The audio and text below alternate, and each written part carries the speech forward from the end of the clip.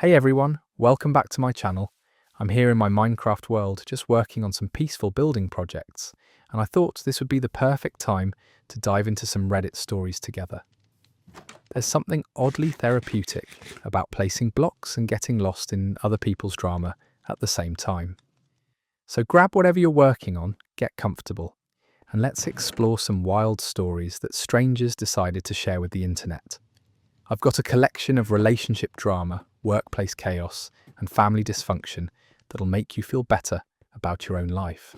Whether you're studying, cleaning, gaming, or just need some background noise to unwind, these stories are perfect for that. Let's jump right in. My roommate kept eating my food, so I started adding ghost pepper powder to everything. I live in a college apartment with 3 other guys, and for the most part, we get along pretty well. We split utilities, keep common areas clean, and generally respect each other's space. The only problem is my roommate Jake, who seems to think the entire refrigerator is his personal buffet. It started small. I'd make a sandwich for lunch the next day, and when I'd go to grab it, there would just be a bite taken out of it. Or I'd buy a bag of chips, and half of them would be gone by the time I got home from class. At first, I thought maybe I was misremembering how much food I had, but it kept happening consistently. I tried talking to Jake about it casually. I mentioned that some of my food had been disappearing and asked if he'd seen anything. He just shrugged and said maybe one of our other roommates was taking it. But I knew it wasn't Marcus or Tyler because they were both very respectful about asking before taking anything, and they usually replaced whatever they borrowed. The situation escalated when Jake started eating my meal prep. I spend every Sunday preparing healthy meals for the week because I'm trying to eat better and save money. These aren't just random snacks. They're complete meals that I've planned, shopped for, and cooked. Jake would eat entire containers of my food and then act like nothing happened. I started labeling everything with my name, thinking maybe he was just confused about what belonged to whom. That didn't work. I tried moving my food to different parts of the fridge, hoping he'd get the hint. Nothing. I even bought a mini fridge for my room, but I couldn't fit everything in there, and I shouldn't have to hide my food in my bedroom, like some kind of prisoner. The final straw came when I made a special dinner for my girlfriend's birthday. I'd spent 2 hours making homemade lasagna, her favourite dessert, and a nice salad. I put everything in the fridge before going to pick her up from work. When we got back, more than half the lasagna was gone, and there was a dirty plate in the sink. Jake was in his room playing video games, like nothing had happened. I confronted him directly this time. I knocked on his door and asked if he'd eaten my food. He claimed he'd just had a small taste to see what it was, and it was so good he couldn't stop eating it. He said he was sorry and would replace it, but he never did. My girlfriend ended up having to eat cereal for her birthday dinner because there wasn't enough food left, and all the stores were closed. That's when I decided to take matters into my own hands. I went online and ordered some ghost pepper powder. For those who don't know, ghost peppers are extremely hot. We're talking about 1 million Scoville units. They're not just spicy, they're actually painful to eat. I figured if Jake wanted to eat my food without permission, he could deal with the consequences. I started adding small amounts of ghost pepper powder to everything I put in the fridge. Not enough to seriously hurt anyone, but definitely enough to make eating my food an unpleasant experience. I put it in my leftovers, my sandwich meat, my yogurt, even my milk.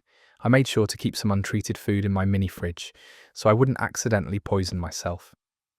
The first incident happened 2 days later. I was in my room doing homework when I heard this horrible screaming from the kitchen. I went out to investigate and found Jake standing at the sink, chugging milk directly from the carton and crying.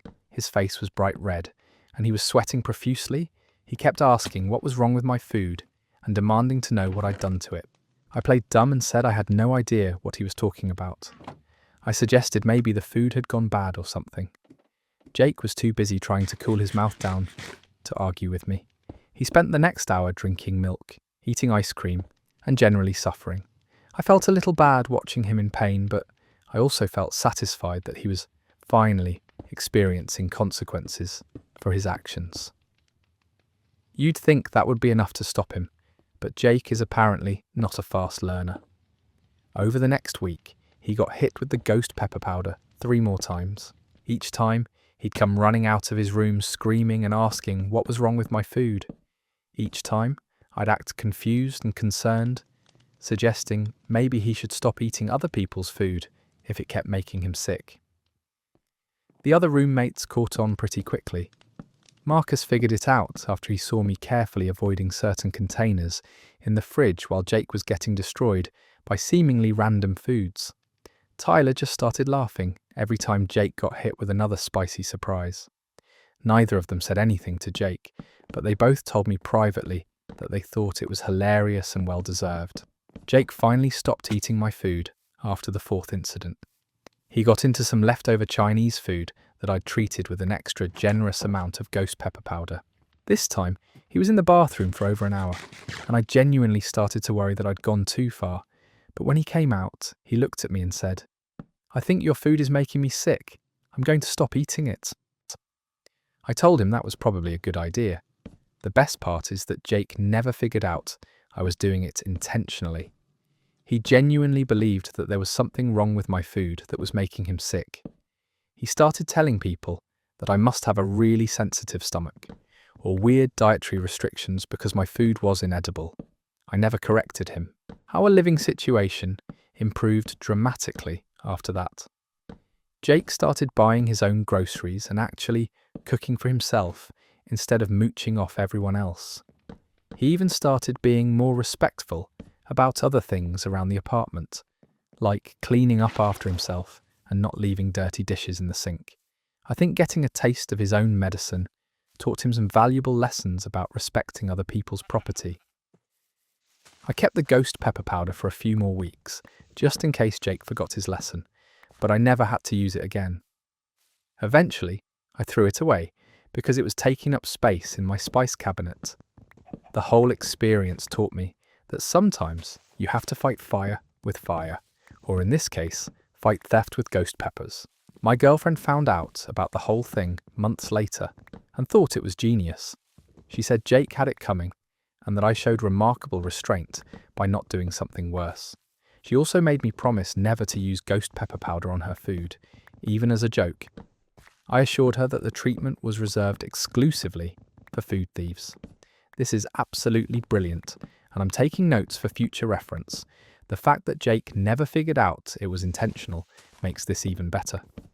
4 separate incidents, and he still thought it was just bad luck with spoiled food. Sometimes the most elegant solutions are the simplest ones. Ghost pepper powder is definitely going on my shopping list, just in case I ever need to teach someone a lesson about respecting boundaries. My coworker got me fired, so I got her husband fired too. This happened about 8 months ago, and I'm still processing everything that went down. I worked at a mid-sized marketing firm, doing graphic design, and overall, I really loved my job.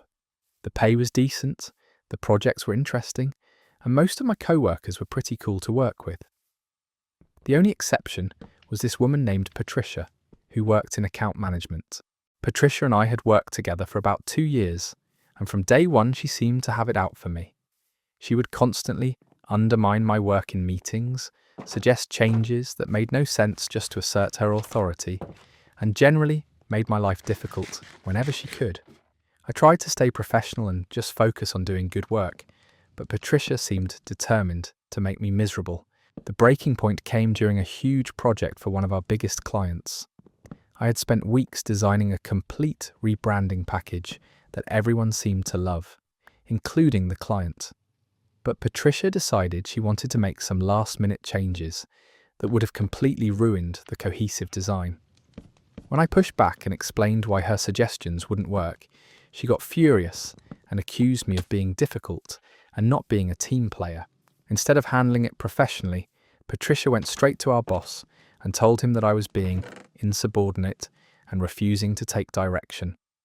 She painted the whole situation like I was some kind of diva who thought I was above feedback. She also threw in some completely fabricated complaints about my work quality and attitude. I tried to defend myself, but Patricia had been there longer and had built up more political capital with management. Long story short, I got fired. They said it was due to performance issues and inability to work collaboratively with the team. I was devastated because I knew none of it was true, but there wasn't much I could do. Patricia had successfully gotten rid of me, and she seemed pretty pleased with herself during my last week there. Here's where things get interesting. During my time at the company, I had gotten to know Patricia's husband, Marcus, through various office events and company parties. He worked in finance at a different firm, and we had actually become friendly outside of work. Patricia had no idea that Marcus and I sometimes grabbed coffee or texted about random stuff. She probably assumed I hated him by association. After I got fired, Marcus reached out to check on me. He said Patricia had been bragging at home about how she'd managed to get rid of the difficult designer who was causing problems for her projects. She was actually proud of what she'd done and saw it as a career victory. Marcus was horrified because he knew I was good at my job and had always been professional with everyone. During our conversation, Marcus mentioned that he was really unhappy at his current job and had been thinking about looking for something new. That's when I remembered that my friend Sarah worked in HR at a competing finance firm that was known for poaching talent from other companies. I put Marcus in touch with Sarah, and within a few weeks, he had landed a much better position with significantly higher pay. But here's the kicker. Marcus's old company had a strict non-compete clause that prevented employees from working for direct competitors for 6 months after leaving. When Marcus gave his notice, his old company threatened to sue him for breach of contract. They said they would take him to court and go after his new employer as well. Marcus was panicking because he'd already accepted the new job and couldn't afford a legal battle. That's when I suggested he might want to consult with an employment lawyer about his options. I happened to know a really good attorney who specialised in these kinds of cases. The lawyer reviewed Marcus's contract and discovered that his old company had actually violated several labour laws in how they'd structured the non-compete agreement. Not only was the clause unenforceable, but Marcus had grounds for a wrongful termination lawsuit. Marcus decided to fight back. He filed a complaint with the Labour Board and sued his former employer for wrongful termination and attempting to interfere with his new employment. The case dragged on for months, but eventually Marcus won a significant settlement. His old company got hit with fines and had to change their employment practices. Meanwhile, Patricia had no idea any of this was happening. She was just going about her life, thinking she'd successfully eliminated her workplace nemesis and that everything was perfect. She had no clue that her husband was in the middle of a legal battle with his employer, or that I was the one who had connected him with both his new job and his lawyer. The whole situation came to a head when Patricia's company found out about Marcus's lawsuit. Apparently, some of the evidence in the case included emails and documents that Patricia had access to through her husband. The company's legal team was concerned about potential conflicts of interest and security breaches. They started investigating whether Patricia had been sharing confidential information with Marcus or whether there were other ethical violations. Patricia ended up getting fired for security violations and breach of confidentiality. Ironically, the same woman who had gotten me fired for made-up performance issues lost her own job due to actual misconduct. She tried to fight it, but the company had documentation of her accessing files she shouldn't have and sharing sensitive information with her husband. The best part was that Patricia never figured out I was behind any of it. She thought Marcus's job change and lawsuit were just coincidences, and she had no idea I was the one who had connected him with the resources he needed to fight back. From her perspective, she just had a run of bad luck, where everything fell apart at once. Marcus and I are still friends, and he's doing great at his new job. He's making almost double what he was before, and he's actually happy going to work every day. He told me recently that getting fired was the best thing that ever happened to him, because it forced him to find something better. He also said he's grateful I was there to help him through the transition. As for Patricia, I heard through the grapevine that she's been struggling to find new work. Apparently, word got around in the industry about why she was fired, and companies are hesitant to hire someone with security violations on their record. She's been unemployed for several months now, which is exactly what she deserves after what she did to me. I eventually found an even better job at a bigger company with better pay and benefits. My new co-workers actually value my input and treat me with respect. Sometimes I think about reaching out to Patricia to let her know that I was behind her husband's career change, but I figure it's better to just let sleeping dogs lie. She got what was coming to her, and I got my revenge without her even knowing it. This is absolutely beautiful revenge served ice cold. The fact that Patricia never realised she was the architect of her own downfall makes it even more satisfying. She was so busy celebrating destroying someone else's career that she didn't notice her own house was on fire.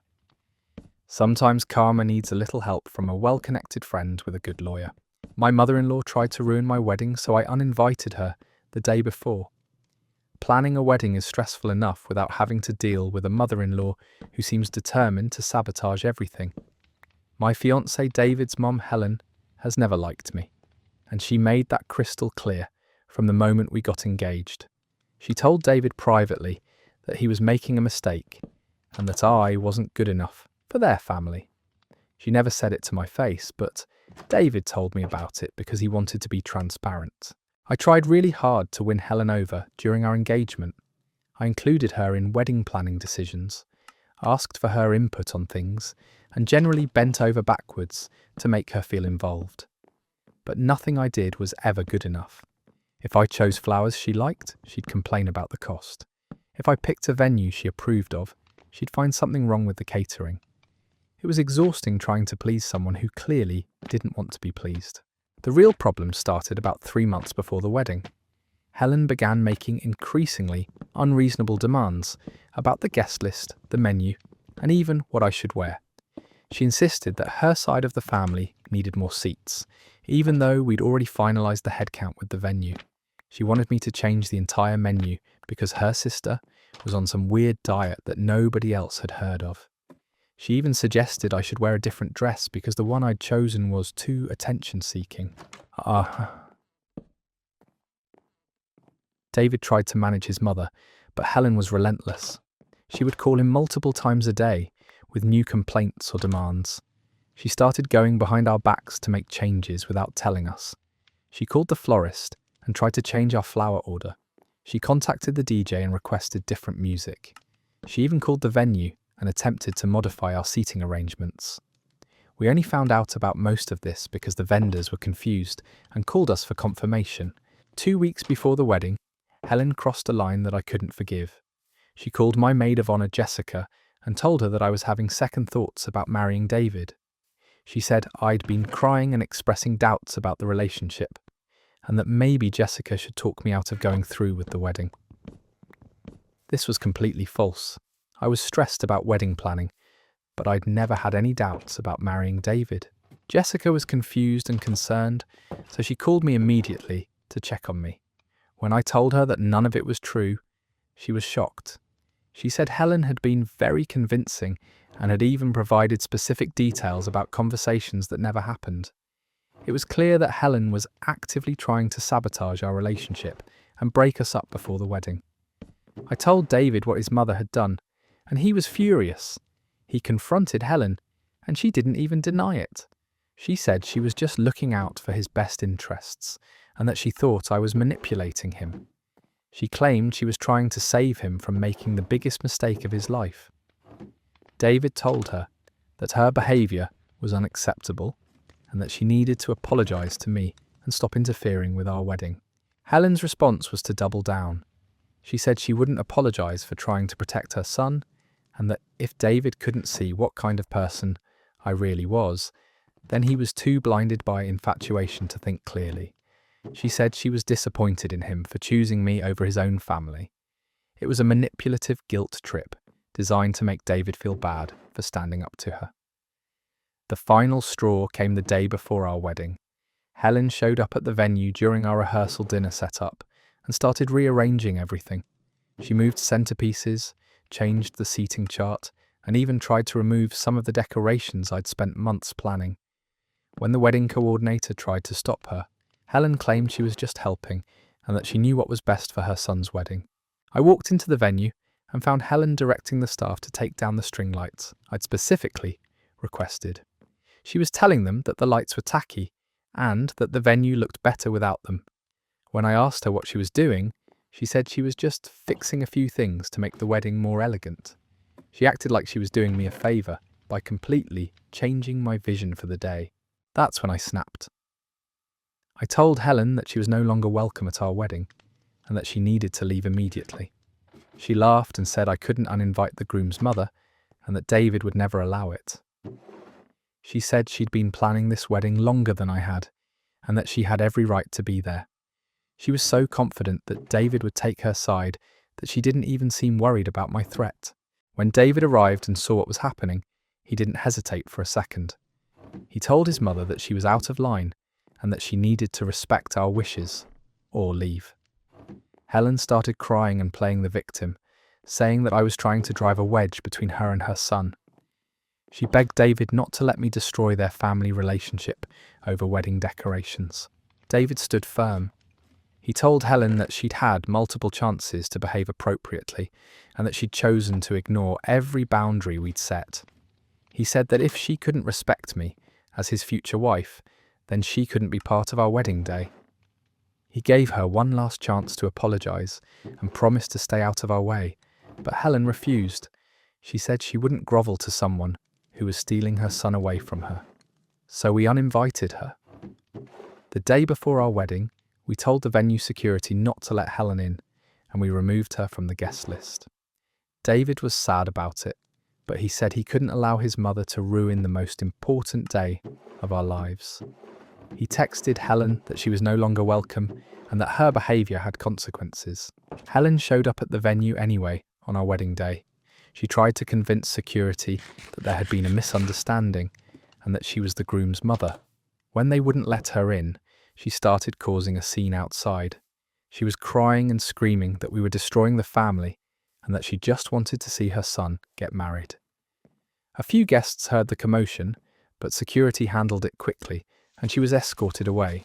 The wedding was absolutely perfect without Helen there. There was no drama, no last-minute changes, and no one trying to redirect attention away from David and me. Our families celebrated together, everyone had a great time, and we got to enjoy our day exactly as we'd planned it. Several people commented on how smooth and beautiful everything was, and I knew we'd made the right decision. Helen tried to guilt-trip David for weeks after the wedding. She sent him long texts about how hurt she was and how she'd never forgive us for excluding her from such an important day. She told other family members that I'd manipulated David into choosing me over his own mother. She painted herself as the victim and us as the villains who had destroyed the family. But David didn't waver.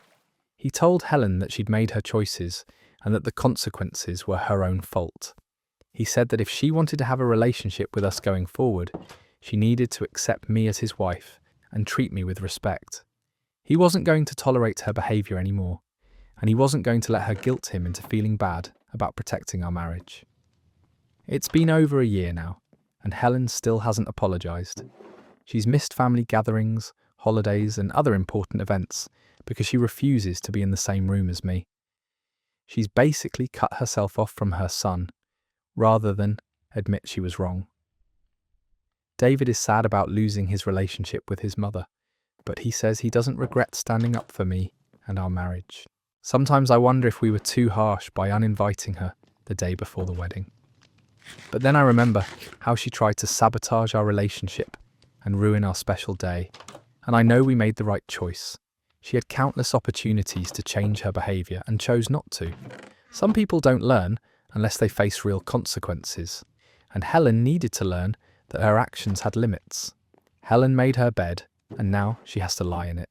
You can't spend months actively trying to sabotage someone's wedding and then act shocked when you get uninvited. The fact that she showed up anyway and caused a scene just proves that David and the poster made the right call. Some people will never learn to respect boundaries until they face real consequences. My best friend slept with my boyfriend, so I told her fiancé at their engagement party. I've been best friends with Lisa since we were 14 years old. We went through high school together, were college roommates, and have been there for each other through everything. She was the maid of honor at my first wedding, and I was supposed to be hers. We were the kind of friends who talked every day and knew everything about each other's lives. Or at least, I thought we did. I started dating my boyfriend Mark about 8 months ago. He was charming, funny, and seemed genuinely interested in building something serious with me. Lisa met him early on and seemed to approve, which mattered to me because her opinion had always been important. She would hang out with us sometimes, and the three of us got along really well. I was happy that my best friend and my boyfriend liked each other. Lisa got engaged to her longtime boyfriend Ryan about 4 months ago. They'd been together for 3 years, and everyone knew they were perfect for each other. Ryan is steady, reliable, and completely devoted to Lisa. He proposed during a romantic weekend getaway, and Lisa called me crying happy tears to tell me the news. I was so excited for them, and immediately started helping her plan the engagement party. The first sign that something was off came about 6 weeks ago. Lisa started acting weird around Mark and me. She would make excuses not to hang out when he was around, and she seemed uncomfortable whenever we were all together. I thought maybe she was just stressed about wedding planning or work, so I didn't think too much about it. But looking back, I should have paid more attention to the signs. Then I started noticing that Mark was being secretive with his phone. He would turn it face down when I was around, and he'd step away to take calls that he said were work-related. He also started working late more often and seemed distracted when we were together. I chalked it up to a busy period at his job, but something in my gut told me that wasn't the whole story. The truth came out in the most devastating way possible. I decided to surprise Mark at his apartment one evening with dinner from his favourite restaurant. I had a key, so I let myself in and heard voices coming from the bedroom. I figured maybe he was on a work call, so I started setting up the food in the kitchen. But then I heard a woman's laugh that I recognised immediately. It was Lisa. I crept closer to the bedroom and heard them talking in low voices. Then I heard sounds that made it clear they weren't just having a friendly conversation. I stood there in shock for what felt like forever, trying to process what was happening. My best friend and my boyfriend were having an affair, and they were doing it in his apartment while I was bringing him dinner. I could have confronted them right then, but I was too stunned to move. Instead, I quietly left the apartment and sat in my car for an hour, crying and trying to figure out what to do. I felt like my entire world had been turned upside down. The two people I trusted most had been lying to me and betraying me behind my back. I decided not to confront them immediately. I wanted to think about how to handle the situation, and I also wanted to see if they would come clean on their own. So I pretended like nothing had happened and waited to see what they would do. Both of them acted completely normal around me, which somehow made the betrayal even worse. Over the next few days, I did some investigating. I checked Mark's social media and found messages between him and Lisa that made it clear their affair had been going on for at least a month. They were talking about meeting up, making plans behind my back, and even discussing their feelings for each other. It wasn't just a one-time mistake, it was a full-blown relationship. Lisa's engagement party was scheduled for the following weekend. I had already RSVP'd and was supposed to give a speech as her maid of honor. I spent the entire week debating whether I should go or just cut ties with both of them completely, but then I realised that Ryan deserved to know what kind of person he was about to marry. He was a good guy who was being deceived, just like I was. I decided to go to the engagement party and tell Ryan the truth. I figured he had a right to know before he legally committed to Lisa. I also thought that maybe if I exposed them publicly, it would finally force them to face consequences for their actions. They had been sneaking around and lying to everyone, and it was time for the truth to come out. The engagement party was at a nice restaurant with about 50 guests. Lisa looked beautiful and happy, and Ryan was beaming with pride as he introduced her to people. I felt sick watching them celebrate their love, while knowing that Lisa was cheating on him with my boyfriend. I almost lost my nerve several times, but I knew I had to go through with it. I waited until after dinner, when Ryan was making his speech about how much he loved Lisa and how excited he was to spend his life with her. When he finished, I stood up and asked if I could say a few words as Lisa's best friend. Everyone was expecting a heartfelt speech about our friendship and how happy I was for her. Instead, I told them about the affair. I kept it simple and factual. I said that I'd discovered Lisa was having an affair with my boyfriend Mark, and that I felt Ryan deserved to know before he married her. I explained that I'd found them together and seen their messages, so there was no doubt about what was happening. I said I was sorry to ruin their party, but that I couldn't stand by and watch Ryan marry someone who was cheating on him. The room went completely silent. Lisa turned white and started stammering that it wasn't true. Ryan looked confused and hurt, like he couldn't process what I'd just said. Several guests started whispering to each other, and I could see people pulling out their phones to record what was happening. I knew I'd just created a huge mess, but I didn't regret it. Lisa finally admitted that she'd made a mistake, but said it was over, and that she loved Ryan. She begged him to forgive her, and said that one mistake shouldn't ruin their entire relationship. But Ryan was devastated. He said he couldn't marry someone who would lie to him and cheat on him, especially with her best friend's boyfriend. He took off his ring and left the party without another word. The aftermath was brutal. Lisa was furious with me for humiliating her in front of everyone. She said I'd ruined her life over a mistake, and that I should have talked to her privately instead of destroying her engagement. She claimed that she was going to end things with Mark anyway, and that I'd overreacted. She said our friendship was over, and that she never wanted to see me again. Mark tried to call me that night, but I didn't answer. He sent a bunch of texts saying that he was sorry and that it didn't mean anything. He said he loved me and wanted to work things out. But I was done with both of them. I blocked his number and made it clear that our relationship was over.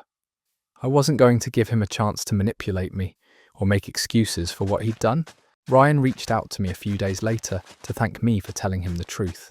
He said he was grateful that I'd saved him from marrying someone who would cheat on him. He also said he was sorry that I'd been hurt by Lisa's betrayal and that he hoped I was okay. It meant a lot to hear from him and to know that he didn't blame me for what happened. Lisa and Mark's relationship didn't last long after that. Without the secrecy and excitement of sneaking around, they realised they didn't actually have much in common. They broke up about a month later, and Lisa tried to get back together with Ryan, but he'd already moved on and wasn't interested in giving her another chance. She ended up losing both her fiancé and her affair partner because of her choices. I still think I did the right thing by telling Ryan the truth. Yes, it was dramatic and public, but Lisa had been lying to him for months and was planning to marry him while continuing her affair. He deserved to know what kind of person he was committing to spend his life with. Sometimes the truth hurts, but it's better than living a lie. This is exactly why cheaters deserve to be exposed publicly. Lisa was literally planning to marry Ryan while sleeping with someone else behind his back. She had no intention of stopping the affair or coming clean. Sometimes you have to burn bridges to save people from making terrible decisions. Ryan dodged a massive bullet thanks to this revelation. My teacher humiliated me in front of the entire class, so I got him investigated by the school board. I was a senior in high school, taking AP Biology with Mr. Henderson, who had a reputation for being tough but fair. I'd always been a good student, maintained a 3.8 GPA, and never caused trouble in class. But for some reason, Mr. Henderson seemed to have it out for me from the very beginning of the semester. It started with small things. He would call on me when he knew I wasn't paying attention, make sarcastic comments about my answers, and generally seemed to enjoy making me uncomfortable. I tried to brush it off and just focus on doing well in the class, but his behaviour toward me kept escalating throughout the year. The breaking point came during a particularly important lab presentation. We'd been working on a genetics project for weeks, and I'd put together what I thought was a really solid presentation with detailed research and clear explanations. I was nervous but prepared, and I felt confident about my work. When it was my turn to present, I got up in front of the class and started explaining my project. Everything was going fine until I made a small mistake in explaining one of the genetic concepts. Instead of politely correcting me or asking a clarifying question, Mr. Henderson completely lost it. He interrupted me mid-sentence and said, "This is exactly the kind of lazy thinking I've come to expect from you, Sarah. You clearly didn't understand the assignment, and you're wasting everyone's time with this nonsense." The entire class went silent, and I felt my face turn bright red with embarrassment. But he wasn't done. He continued, "Maybe if you spent less time socialising and more time actually studying, you'd be able to grasp these basic concepts. This is supposed to be an advanced class, not remedial biology." I was mortified and could feel tears starting to form in my eyes. Then he said something that crossed every line imaginable. He looked at me with this cruel smile and said, "You know what, Sarah? I think you should consider whether college is really the right path for you. Some people just aren't cut out for academic success, and there's no shame in accepting your limitations." The class was dead silent. A few of my classmates looked genuinely shocked by what he'd said. I somehow managed to finish my presentation, but I was shaking and could barely get the words out. When I sat down, my friend Jessica whispered that she couldn't believe a teacher would say something like that.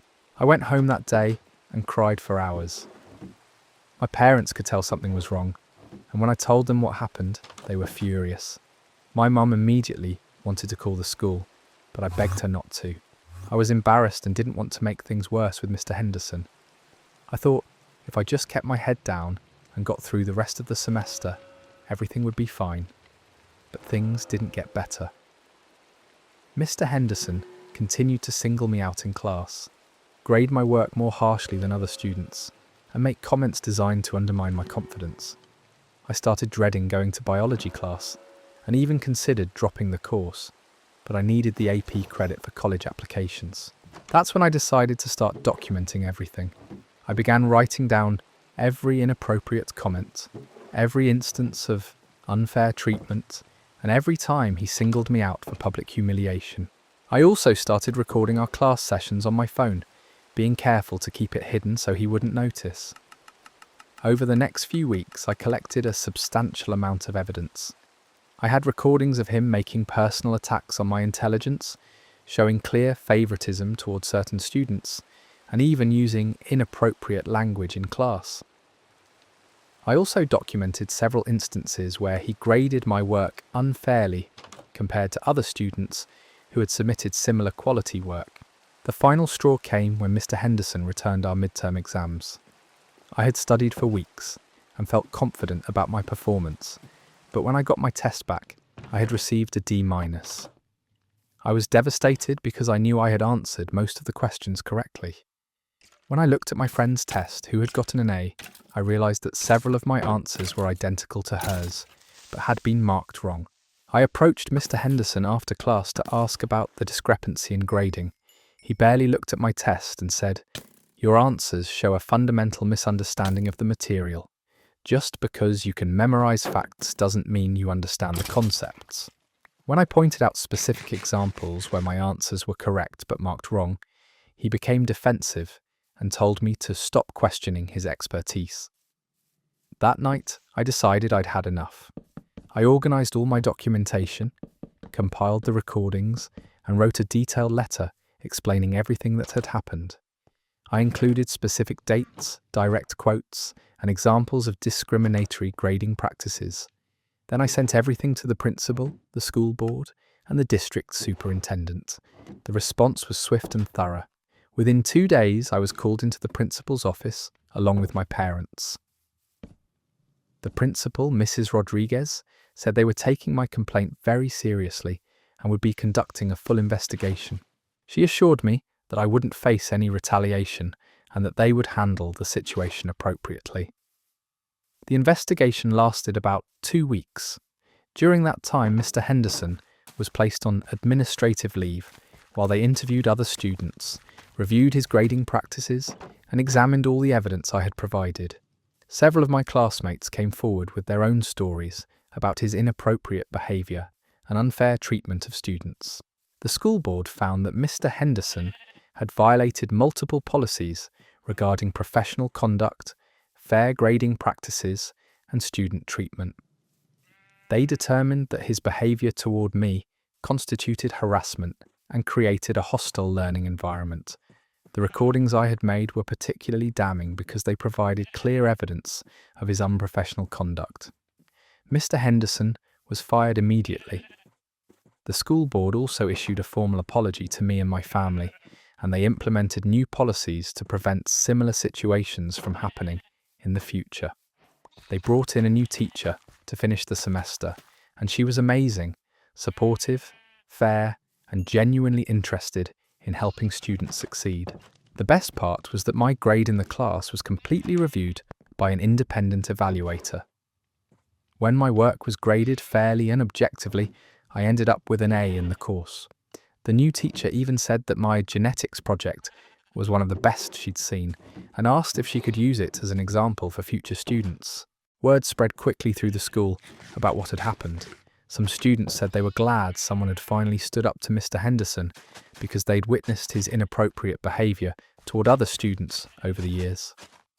Apparently, I wasn't the only one who had been subjected to his cruel treatment, but I was the first one to formally document it and report it. My parents were incredibly proud of me for standing up for myself and handling the situation maturely. They said that learning to advocate for myself and document unfair treatment was a valuable life skill that would serve me well in college and beyond. They were right. The experience taught me that you don't have to accept mistreatment from authority figures just because of their position. I graduated with honours and got into my first choice college. During my graduation speech, I talked about the importance of standing up for yourself and not letting anyone make you feel like you're not capable of achieving your goals. I didn't mention Mr. Henderson specifically, but everyone knew what I was referring to. Sometimes I wonder if I was too harsh by getting him fired, but then I remember how he made me feel worthless and tried to convince me that I wasn't smart enough for college. He was supposed to be encouraging students and helping them succeed, not tearing them down and destroying their confidence. Some people shouldn't be in positions of authority over young people. Absolutely zero sympathy for Mr. Henderson here. Teachers who abuse their power and try to crush students' dreams deserve everything they get. The fact that he was systematically targeting and humiliating a good student shows he had no business being in a classroom. This poster probably saved countless other students from similar treatment. My neighbour kept parking in my driveway, so I had his car towed every single day for a week. I live in a suburban neighbourhood where parking can be tight, especially during the winter months when everyone has to park on the street instead of in their driveways due to snow removal. My house has a single car driveway that's clearly marked and obviously belongs to my property. It's not a shared driveway or anything ambiguous. It's clearly mine. My neighbour Tom moved in about 6 months ago, and at first everything was fine. He seemed like a decent guy, kept his yard neat, and we'd wave to each other when we saw each other outside. His house has a 2-car driveway, and he usually parked both his cars there without any issues. I thought we were going to be good neighbours. The problem started about 2 months ago when Tom got a 3rd car. It was some kind of classic muscle car that he was apparently restoring as a hobby. Since he didn't have room for 3 cars in his driveway, he started parking the 3rd car on the street, which was totally fine and normal. Lots of people in our neighbourhood have to park on the street sometimes. But then Tom started getting lazy about moving his cars around. Instead of shuffling his vehicles in his own driveway to make room, he began parking one of his cars in my driveway. The first time it happened, I assumed it was a mistake or maybe an emergency situation. I knocked on his door and politely asked him to move it, and he apologised and moved it immediately. I thought that would be the end of it, but Tom kept doing it. Every few days I'd come home from work to find one of his cars in my driveway. Each time I'd go over and ask him to move it, and he'd give me some excuse about how he was just running in for a minute or how he was working on his other car and needed the space temporarily. The situation escalated when I came home one day to find his car in my driveway and no way for me to park my own car on my own property. I had to park on the street and walk to his house in the rain to ask him to move in it. He seemed annoyed that I was bothering him and took his time coming out to move the car. I decided to have a more serious conversation with Tom about the parking situation. I explained that I needed access to my own driveway and that he couldn't just park there whenever it was convenient for him. He said he understood and promised it wouldn't happen again. I thought we'd resolved the issue, but Tom didn't stop. If anything, he got worse. He started parking in my driveway more frequently, and when I'd ask him to move his car, he'd act like I was being unreasonable. He'd say things like, "I was only going to be there for a few minutes," or "I didn't think you'd be home so early." He started treating my driveway like his personal overflow parking. The final straw came when I returned from a weekend trip to find Tom's car had been parked in my driveway for 3 days straight. My mail carrier had left a note saying he couldn't deliver my mail because he couldn't access my mailbox safely due to the car blocking his path. I was furious that Tom's inconsiderate parking was actually affecting my mail delivery. I marched over to Tom's house and knocked on his door. When he answered, I told him about the mail situation and demanded that he move his car immediately and never park in my driveway again. Instead of apologizing, Tom got defensive and said I was making a big deal out of nothing. He said it was just a car and that I should be more neighbourly. That's when I realised that talking to Tom wasn't going to solve the problem. He clearly didn't respect my property or my reasonable requests, and he was treating the situation like a joke. I decided it was time to take a different approach and let the consequences do the talking. I did some research and found out that in our city, you can have a car towed from your private property without warning, as long as you post the proper signage. I went to the hardware store and bought a sign that said, "Private property, no parking. Violators will be towed at owner's expense," and installed it at the entrance to my driveway. The next day, Tom parked in my driveway again, apparently thinking the sign was just for show. I immediately called the towing company and had his car towed.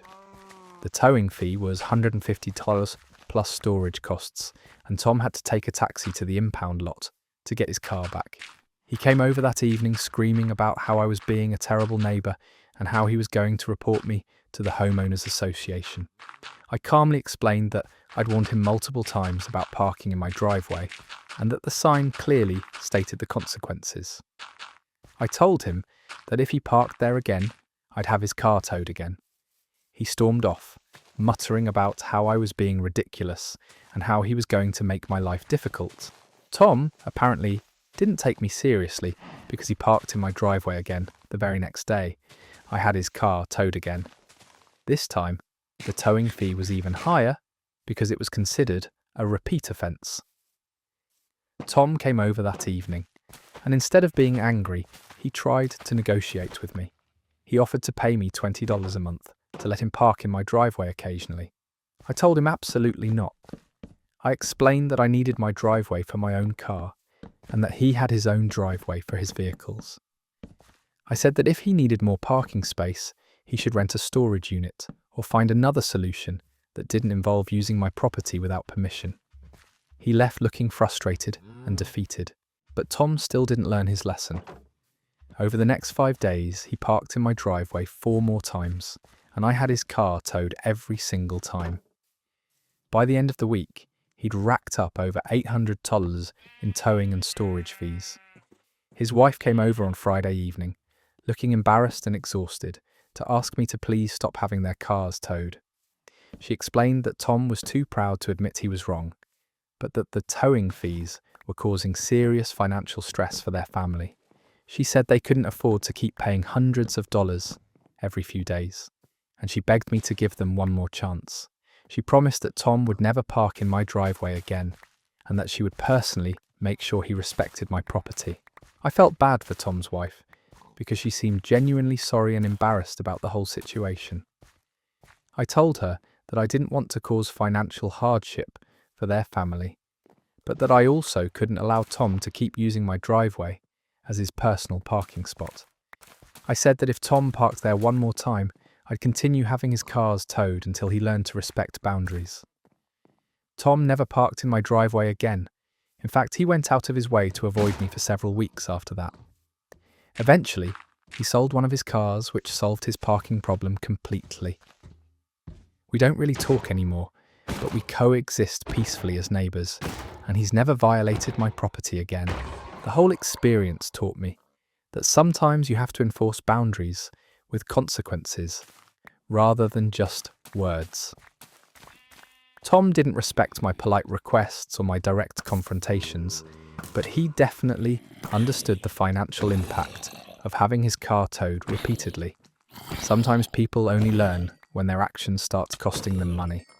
This is exactly how you handle entitled neighbours who think they can walk all over you. Tom had multiple chances to do the right thing and chose to keep being disrespectful. Sometimes people need to learn lessons the expensive way.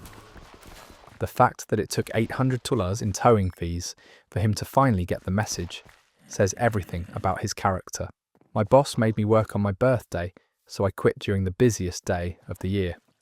I worked at a popular restaurant downtown as a server, and overall, it was a decent job. The pay was good because we got a lot of business customers who tipped well, and most of my co-workers were fun to work with. The only problem was my manager Derek, who seemed to think that having a little bit of authority meant he could treat his employees however he wanted. Derek was the kind of manager who would power trip over the smallest things. He'd write people up for being 2 minutes late, make servers stay late to clean things that weren't their responsibility, and generally made everyone's job more stressful than it needed to be. He had clear favourites among the staff, and if you weren't in his inner circle, he'd make your life difficult just because he could. I'd been working there for about 8 months and had always been a reliable employee. I showed up on time, had good customer service skills, and never caused any drama with co-workers. I'd even picked up extra shifts when other people called in sick, and I'd covered for Derek when he needed to leave early for personal reasons. I thought I'd earned at least some basic respect and consideration. My birthday fell on a Saturday, which was always our busiest day of the week. I'd requested the day off 3 weeks in advance, following all the proper procedures and giving plenty of notice. Derek had initially approved my request, and I'd made plans to celebrate with my family and friends. It was going to be a nice dinner with my parents and then drinks with my college friends who were coming into town specifically for my birthday. The Wednesday before my birthday, Derek called me at home and said there had been a scheduling conflict and that I needed to work Saturday after all. He said that another server had called in sick and that I was the only one who could cover the shift. I reminded him that he'd already approved my time off and that I had important plans that couldn't be changed. Derek's response was completely unsympathetic. He said that work had to come first and that I needed to be a team player. He said that if I didn't come in on Saturday, he'd have to write me up for abandoning my shift. He made it clear that this wasn't a request. It was a demand, and he expected me to cancel my personal plans to accommodate his poor planning. I tried to reason with Derek and explain that this was my birthday and that my family had already made reservations and my friends had travelled to see me. I offered to work a double shift on Friday or Sunday to make up for it, but he refused. He said that Saturday was the day he needed me, and that was final. He told me that if I couldn't handle the responsibilities of the job, maybe I should find work somewhere else. I was furious, but also scared about losing my job. I needed the income, and I didn't want to get fired over one day, so I reluctantly agreed to work on my birthday, even though it meant disappointing my family and friends. I called my parents and explained the situation, and they were understanding but clearly disappointed that we'd have to cancel our dinner plans. My friends were less understanding. They'd driven from out of town specifically for my birthday celebration, and now I was bailing on them at the last minute because of work. A couple of them were pretty annoyed and said that I should have just called in sick instead of letting my boss walk all over me.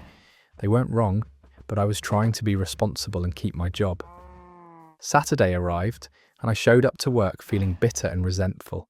It was supposed to be my special day, and instead I was serving tables and dealing with difficult customers while my friends celebrated without me. Derek didn't even acknowledge that it was my birthday or thank me for changing my plans. He just acted like it was normal for him to demand that I cancel my personal life for work. The restaurant was absolutely slammed that day. We had a private party of 50 people, several large business groups, and the usual busy Saturday crowd. I was running around non-stop, taking orders, delivering food, and trying to keep up with the chaos. Derek was nowhere to be seen for most of the day, probably hiding in his office while his staff dealt with the rush. Around 3 p.m, during the peak of the lunch rush, I was feeling completely overwhelmed and exhausted. I'd been working for 6 hours straight without a real break, and I was starting to make mistakes because I was so stressed and tired. That's when Derek finally emerged from his office to check on things, and instead of helping or offering support, he decided to criticize my performance. He pulled me aside in front of several customers and said that I was moving too slowly and that my tables were complaining about service. He said that if I couldn't handle the pressure, maybe I wasn't cut out for restaurant work. He was being deliberately loud and condescending, clearly trying to embarrass me in front of everyone. That's when something inside me snapped. I was tired of being treated like garbage by someone who had no respect for his employees. I was tired of sacrificing my personal life for a job that didn't value me. And I was especially tired of being humiliated on my birthday while covering for Derek's poor management and planning. I untied my apron, threw it on the floor, and said loudly enough for everyone to hear, "You know what, Derek? I quit. Find someone else to cover your shifts and clean up your messes. I'm done being treated like dirt by someone who couldn't manage a lemonade stand. Wahweh." Then I walked out of the restaurant, leaving him standing there with his mouth open. The timing couldn't have been more perfect. It was the busiest day of the year. The restaurant was packed, and suddenly they were down one of their most experienced servers. Derek had to jump in and start serving tables himself, which he was terrible at because he'd spent so much time in his office, avoiding actual work. I heard from former coworkers that the service was a complete disaster for the rest of the day. I felt amazing walking out of that place. For the first time in months, I felt like I had control over my own life and wasn't going to let someone treat me poorly just because they had a little bit of authority. I called my friends and told them I was free to celebrate after all, and we ended up having an incredible birthday party that night. The best part was that I found a much better job within 2 weeks. The new restaurant had better management, better hours, and better pay. My new boss actually respects his employees and understands that we have lives outside of work. I've been there for 6 months now, and I've never regretted walking out on Derek for even a second. Derek tried to call me a few days later, probably desperate for staff, but I didn't answer. I heard through the grapevine that he had to hire 3 new servers to replace me, and that the restaurant's service quality suffered for weeks after I left. Sometimes standing up for yourself has immediate consequences that feel better than any revenge you could plan. This is the most satisfying workplace story I've heard in a while. Derek got exactly what he deserved for being a power-hungry micromanager who treated his employees like garbage. The fact that he had to serve tables himself during the busiest day of the year is just chef's kiss perfect. Some managers don't realise how much they depend on good employees until those employees are gone. My sister stole my wedding dress, so I wore hers to my own wedding. This happened 6 months ago, and my family's still divided over what I did. My sister Emma and I have always had a complicated relationship. She's 2 years older and has this habit of taking things that belong to me, claiming she saw them first or that I don't really need them. Growing up, it was clothes, books, even friends sometimes. I learned to just let it go because fighting with Emma was exhausting and my parents always sided with her anyway. When I got engaged last year, I was so excited to go dress shopping. I'd been dreaming about my wedding dress since I was little, and I had this very specific vision in mind. I wanted something classic, elegant, with delicate lace sleeves and a cathedral train. After visiting 12 different shops, I finally found it. The dress was perfect, absolutely perfect. It was expensive, more than I'd originally budgeted for, but my fiancé David and I decided it was worth it. This was supposed to be a once-in-a-lifetime purchase. I put down a deposit and scheduled my fittings. The dress needed some alterations to fit perfectly, but the shop assured me it would be ready 3 weeks before the wedding. Everything was going smoothly until Emma announced she was also getting married. Her engagement was sudden, a whirlwind romance with someone she'd been dating for only 4 months. She decided she wanted a small ceremony just 2 weeks before mine. Emma asked if she could come dress shopping with me for moral support while I picked up my altered dress. I thought it was sweet that she wanted to be involved, so I said yes. When we got to the shop, my dress looked absolutely stunning. The alterations were perfect, and I felt like a princess trying it on. Emma was unusually quiet, just watching me in the mirror. She kept asking questions about the fabric, the designer, how much it cost. I should have seen the warning signs. The next day, Emma called me crying. She said she'd been to several shops but couldn't find anything she loved, and she was running out of time. Her wedding was in 10 days. She begged me to let her borrow my dress, just for her ceremony, and promised she'd have it cleaned and returned in perfect condition before my wedding. I said absolutely not. This was my dream dress, and I wasn't about to risk something happening to it. She got angry and accused me of being selfish, saying I was putting a piece of fabric above my sister's happiness. I thought that was the end of it, but Emma had other plans. 3 days before her wedding, I got a call from the bridal shop. They were confused because Emma had come in with my receipt and pickup slip, claiming she was picking up the dress for me. She'd somehow gotten into my purse and taken the paperwork. By the time I rushed to the shop, she was already gone with my dress. I called Emma immediately, and she admitted she'd taken it. She said she'd tried on the dress at the shop, and it fit her perfectly, like it was meant to be hers. She promised again that she'd return it after her wedding, but I knew Emma well enough to know that wasn't going to happen. She'd find some excuse to keep it, or somehow damage it. I begged her to bring it back, but she refused. She said I was being dramatic and that I could find another dress. I was devastated. My wedding was in 11 days and I had no dress. I spent the next 2 days frantically calling every bridal shop in the area, but nothing felt right. Everything was either too expensive, wrong size, or just not what I wanted. I was having panic attacks and crying constantly. David was furious with Emma and wanted to call the police, but I knew that would just make things worse with my family. That's when I remembered something. 2 years ago, Emma had bought a designer wedding dress for her engagement to her previous fiancé. That relationship ended badly, and she'd never worn the dress. I knew she still had it because she'd mentioned keeping it in her closet, saying it was too beautiful to get rid of. The dress was gorgeous, probably more expensive than mine, and we were similar sizes. I called Emma and told her I wanted to make a trade. I'd let her keep my dress if she let me wear hers. She laughed and said absolutely not, that her dress was a designer piece and mine was just off the rack. She said I could find something at David's bridal and stop being so dramatic. That's when I decided I was done being the accommodating little sister. I knew Emma kept a spare key under the flower pot on her porch. I'd seen her use it dozens of times when she locked herself out. So the night before my wedding, while Emma was at her rehearsal dinner, I went to her house.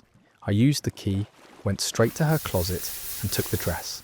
I left a note saying that since she'd taken my dress without permission, I was taking hers. Fair is fair. The next morning, Emma called me screaming. She'd found the note and was threatening to call the police. I told her calmly that if she called the police about her stolen dress, I'd call them about mine. She hung up on me. An hour later, my mum called begging me to return Emma's dress and just find something else to wear. I said no. I'd tried to handle this the right way, but Emma had forced my hand. I wore Emma's dress to my wedding, and it was absolutely beautiful. It fit perfectly, and was even more stunning than my original choice. The ceremony was perfect, and everyone complimented how gorgeous the dress was. Several people asked where I'd gotten it, and I told them honestly that it was my sister's designer dress. I didn't lie or try to hide anything. Emma showed up to my wedding wearing my dress. She looked beautiful, but she was clearly furious. She spent the entire reception telling anyone who would listen that I'd stolen her dress. Most people just looked confused because she was literally wearing my dress while complaining about theft. My mum tried to get me to apologise, but I refused. I told her that Emma had started this whole mess, and I'd simply finished it. The fallout has been intense. Half my family thinks I was justified, and half thinks I went too far. Emma and I haven't spoken since the wedding. She's been posting on social media about betrayal and toxic family members, clearly referencing me. Some of our mutual friends have taken sides. My parents are trying to stay neutral, but keep hinting that I should be the bigger person and apologise. I don't regret what I did. Emma had been taking my things my entire life, and I was tired of it. She stole my wedding dress 2 weeks before my wedding, leaving me scrambling to find something else. She showed no remorse and actually seemed to enjoy watching me panic. I gave her multiple chances to do the right thing, and she refused, so I took matters into my own hands. David completely supports what I did. He said Emma needed to learn that actions have consequences, and maybe this will make her think twice before taking things that don't belong to her. My new sister-in-law thinks the whole situation is hilarious and says Emma got exactly what she deserved. Even some of Emma's friends have privately told me they think she went too far this time. The irony is that Emma's marriage didn't last. She and her husband separated 3 months later, so she stole my dress for a wedding that didn't even work out. Meanwhile, David and I are happily married and have beautiful photos of our perfect day. Emma can keep my original dress for all I care. I got the better deal anyway.